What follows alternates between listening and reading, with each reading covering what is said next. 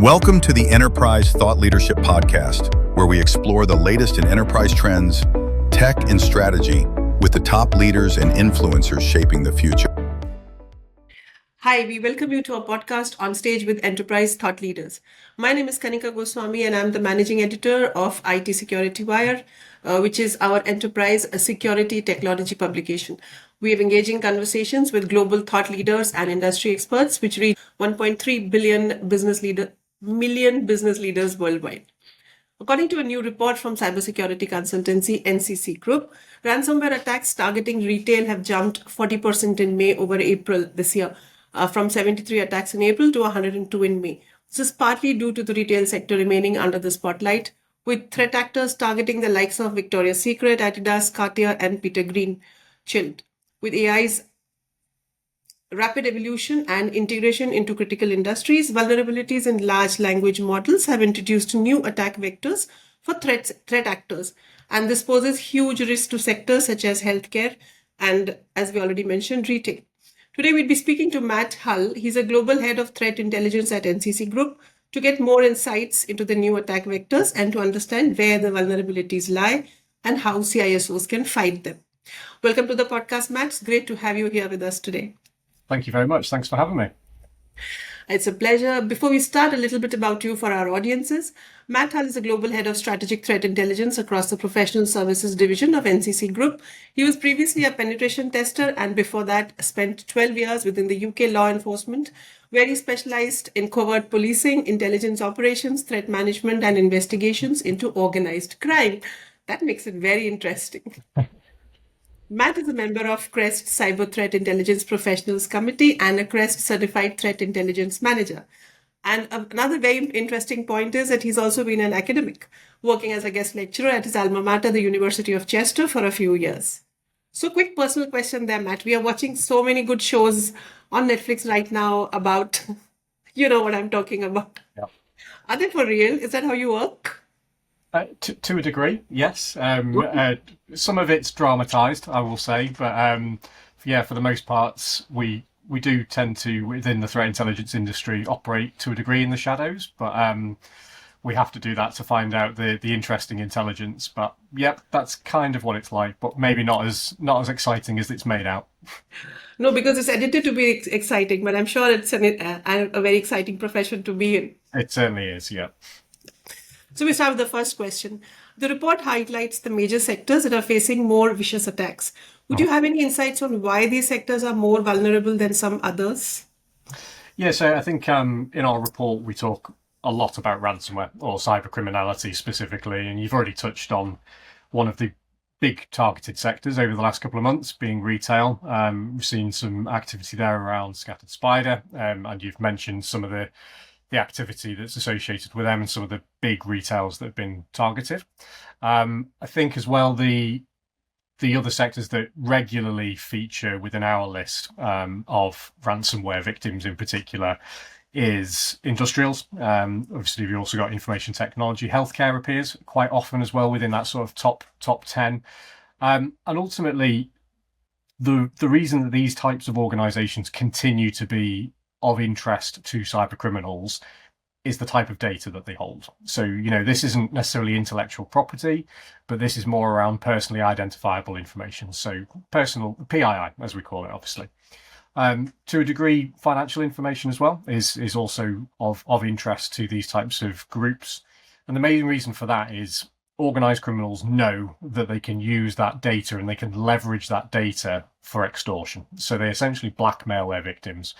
And they have great success with it. And the reason they have great success is because there's a lot of legislation and regulation that's in place and imposed on organizations to protect that data. So by targeting that data, stealing that data, and in some cases making that data publicly available, it puts an awful lot of pressure on a victim organization to potentially pay that ransom demand. Yep, that is true. So we were talking about retail, we're talking about healthcare. Which other industries do you think are really in the line of fire there? So organizations within the manufacturing sector and industrial sector, we use GICS for our sort of recording standards for the types of industries that are involved. So if you look at the industrial sector within there, That also includes consultancies, it includes sort of managed service providers and things like that. So again, those sorts of organizations hold vast swathes of personally identifiable information. Healthcare, exactly the same. In some cases, healthcare is very sensitive data because it's about our personal medical records as well. So there's obviously implications in North America around HIPAA. We've got similar sort of issues in the UK. Other sectors that tend to appear fairly frequently as well, as I've touched on, the technology sector. So organisations such as NCC, for example, managed service providers that provide security services. And we're also obviously seeing the rise, or it's not even a rise, it's an ongoing targeting of third parties. So lots of those organisations as well sit within supply chains of other organisations. So whether that be a managed service provider, outsourced IT, or a SaaS solution, for example, again, very much in the crosshairs of criminal groups because they know they only need to target one thing and do it well and have huge impact across a range of organizations off the back of it. So there is big collateral damage. Clop being a prime example of that, targeting file transfer type applications and SaaS solutions. By doing that, Clop have had great successes in extorting multiple victims by targeting a single platform. Right, so that's pretty obvious. Do you see any ways to protect the LLMs and the new AI tools from stronger attacks in the future? Because as artificial intelligence becomes more cutting edge, the vulnerability of the organizations using it goes up. Of course, they also have stronger tools to fight it, but then it's a double-edged sword, which which is very sharp on both sides, if we can say that. Yeah, absolutely. I mean, I've got some views on LLMs and artificial intelligence and the use of it. So you're absolutely right. The introduction of LLMs within an organization has the potential to increase the attack surface of that organization. Absolutely.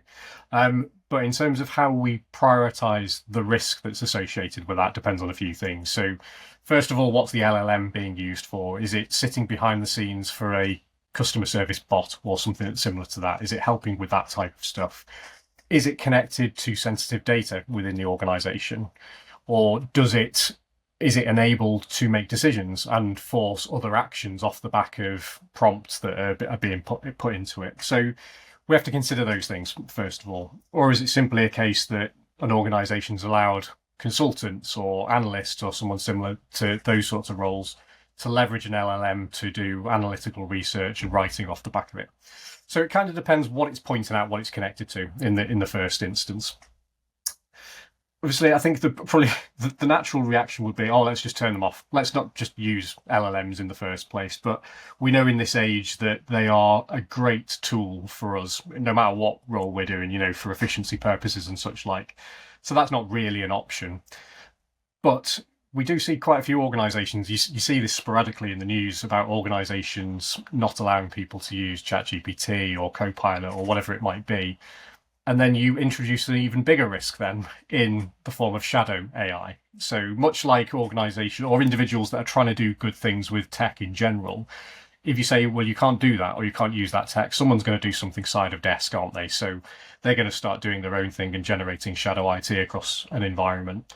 We see the same with shadow AI and individuals wanting to do their job in a more efficient way and just spinning up their own instance of ChatGPT, Copilot, whatever it might be, potentially putting client information or sensitive information into that, and then that goes into the public domain, and it loses its protection essentially compared to an in-house version. So there's that risk that's potentially associated with it as well.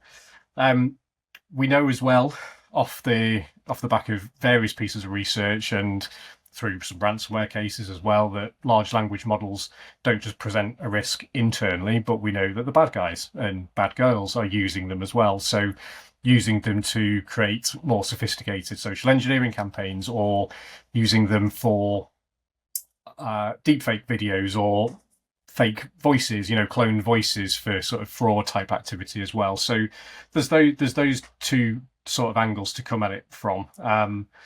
But you've also got new types of attack that are obviously coming off the back of this as well. So prompt injection is a prime example of that. So being able to manipulate an LLM to give you more than it should, really. But again, I sort of revert back to, well, what's it even connected to? Do we need to actually worry about prompt injection if it's not even connected to something that's sensitive, or it's not going to do something that's bad, essentially? So I think in terms of how organizations defend or consider the use of LLMs, this boils down to governance at the end of the day, and robust governance in that sense. So how are you going to use it, what it's going to be connected to, who's allowed to use it, and what are they allowed to use it for? So they're the sorts of opening questions that I guess an organization needs to ask themselves before they allow the use of AI or LLMs or whatever it might be into their organization. Right, and that was going to be my next question. Focusing on the threat presented by AI prompt injection attacks. What would you advise CISOs to do? You spoke about governance, which is probably one of the first things that they should be looking out for. They should be watching for, planning for. Anything else that you can talk about?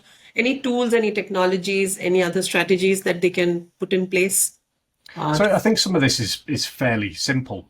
So looking at things like strong input and output controls. So any filtering that's available within the LLM itself or the implementation of the LLM. So if you're limiting the number of things or prompts that can be made to the model itself, then you're potentially going to limit the type of malicious activities that could take place. And similarly on the way back out as well. So if there is going to be data presented back as a result of a prompt, is that filtered? Is that reviewed in some way, shape or form? So there is the potential need for humans to be involved at some point within that link as well. So making sure that things are validated, or, as I say, things are filtered and controlled in the right way. And ultimately, that means defining what those guardrails are for the LLM. And that forms part of process and governance, and it's not necessarily a technical thing itself. I would also say when it comes to implementation, make sure that if it doesn't need to be connected to something sensitive, that it isn't, basically. So get segregated in the right sort of ways, and not connected to things that it doesn't need to be. And then I guess the last sort of thing is testing the resilience of these platforms, and doing that in a way that leverages traditional pen testing or red teaming type activity. So actually test these systems once they are in place, and make sure that they are robust. There are loads of services out there now where organizations can have their models or their LLMs or their chatbots or whatever it might be tested by experienced pen testers who know exactly what sort of questions to ask to get the information back out of them. So it's a combination of governance, traditional sort of assurance activity, and making sure that from a technical point of view, it's segregated or integrated in the right way. So there's a line I missed. I should have asked you earlier. Okay. That your data is showing that LLMs have created more vulnerabilities across all sectors, especially over the a little time gap, couple of months maybe. Mhm. Would you like to tell us a little more about what kind of vulnerabilities are created because of LLMs, not being strong enough, not being secure enough? So it's a fairly sweeping comment, that. So yes, LLMs do introduce vulnerabilities. They can introduce risk into an organization. But again, back to my sort of original point, it's how that risk translates to the specific business. How is that LLM been implemented and introduced? So while the use of AI, the use of large language models can introduce vulnerabilities, it's not suggesting that all of them are vulnerable. It's not suggesting that every single implementation is vulnerable. So it's about understanding, once again, making sure that if you are going to embrace this new technology, and it's not really that new now, is it? But if you are going to embrace this technology within your organization, that the way in which that is done is robust. It has been well considered, as you would with any piece of due diligence about introducing a new platform, a new piece of software or hardware into the organization. Thanks for that. It was a little late in the discussion to ask you that question, but I thought I'd quite all right. So, and the next question is a little bit sensitive. You can take your time, think about it, leave out parts you don't want, add parts which you think make sense. Geopolitical developments during this year, starting January this year, particularly, have played a major role in cyber outages. And of course, we are, also talking about the Ukrainian war and all the other military campaigns that are happening around the world, which are also driving a lot of cyber attacks and, a lot of how should I put this, vulnerabilities in organizations. What do you see as the major implications? Because nothing seems to be at any stage of resolution or stopping at this point. So what do enterprises do? They can't just be putting ducks because, in a power game, and I don't want to comment between who, but it is a power game. It's a really interesting topic and something myself and my team have been writing about since boots hit the ground in Ukraine. So those years ago when Russia invaded there. And this is probably one of the first real cyberkinetic wars that we saw happening. So in the run up to that particular conflict, there was lots of activity in social media, lots of false flag type operations, we call them. So fake news, essentially, which incites certain political views on either side of the fence. And also in the run up to it, we saw destructive malware being deployed by Russian intelligence services and aligned organizations as well, which targeted critical national infrastructure, communications and things like that in Ukraine. So I think ever since then, we've seen similar types of activity taking place between warring nations. So we've seen the same from Israel, Palestine. We've seen the same from Iran over recent months. But it never quite goes to that true cyber war, does it? It's certainly not lots of things firing back that are really overt. There's no big destructive things. You've almost got this dystopian view of what a cyber war would be like, but it doesn't really feel like that, does it? Whereas what we are actually seeing is a lot of activity that leads to those disinformation type campaigns. We've obviously seen the reintroduction of hacktivism as a sort of type of threat or a threat group back from the days of Anonymous, who used to do an awful lot of work, but now we're seeing Russian cyber army and things like that, and No Name and these politically aligned groups that are launching mostly denial of service or distributed denial of service attacks, quite low level, low impact, but irritating. So I don't see this stuff going away. But that being said, I think it's easier for a country that's in actual conflict or in a war to drop a bomb than it is to use a zero-day cyber weapon. So why would, for example, and I said this back at the time, why would Russia use one of their small handful of zero-day cyber capabilities when they could drop a bomb on a building instead? So doesn't mean to say that these capabilities don't exist, but actually I think it's easier to stick with the kinetic, that physical world at the moment. And cyberspace is very much used for that pre-positioning, sabotage, espionage type activity rather than complete all-out war at the moment. So they're my views on the geopolitical situations. I think as these conflicts are happening, as we're developing cyber capabilities more, I think there is going to be a bigger merging of the cyber and physical world. So actual physical security versus cyber. And we've seen examples of it, haven't we? So Predatory Sparrow targeting the Iranian steel plant a couple of years back. There's that wonderful video of the explosion taking place in the steel plant. So there is definitely that crossover, and there's definitely the possibility that geopolitical situations will influence cyber activity. I think spinning right the way back around to your initial question, what can businesses do about this? Well, get the basics right. So a lot of these types of attacks, a lot of these campaigns can be mitigated using fairly basic and fairly fundamental security practices. So good, strong passwords and good password management and the use of multi-factor authentication. A lot of attacks can be mitigated just using that as a technique. Having really good awareness of social engineering. So we know that a lot of nation state activity and cybercrime activity kicks off using social engineering, whether that be phishing, vishing, smishing, quishing, whatever you want it to be. At the end of the day, if an organization and its employees have an awareness of those types of attacks, then that reduces the potential impact.